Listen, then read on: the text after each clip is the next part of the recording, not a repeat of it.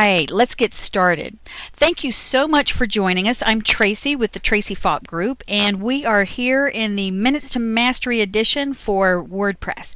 We're currently working out of WordPress 2.8, which is the latest and greatest version of WordPress to hit the internet.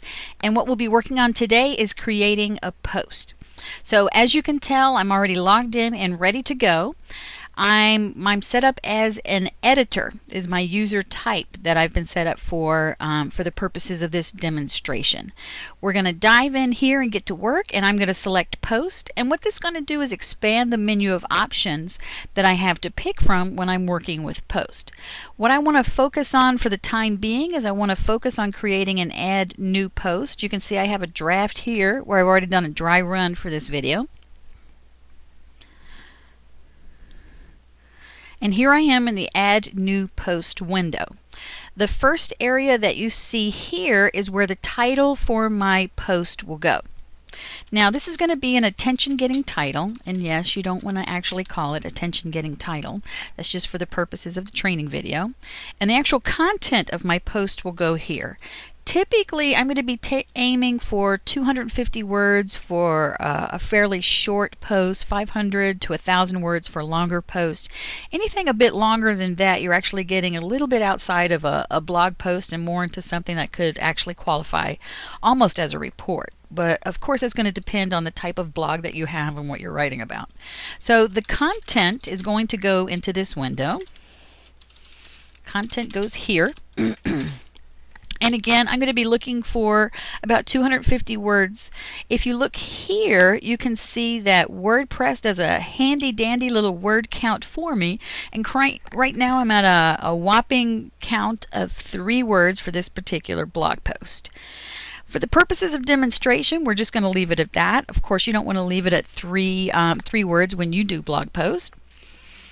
And if we move over here to the right, you can see some of the publishing options that we have available to us. I could publish it as is, but I'm not going to do that. If I scroll down just a little bit farther, I can see where I have the opportunity to add tags and select category or categories, or even create a brand new category. Pretty delicious. Congratulations, WordPress. You've actually managed to improve beyond. It's just amazing. I love you guys. So I'm going to add a couple of tags here. So one of the things I'm doing is I'm doing some video blogging here. So I'll add that.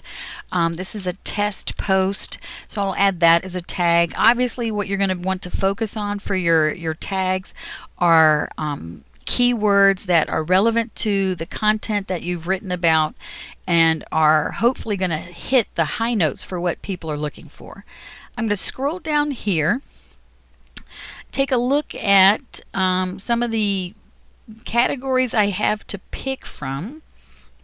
This most closely falls into internet marketing, because one of the things that I'm doing here is I'm using the video production to market my blog, which is sort of like an underlying thing that's occurring.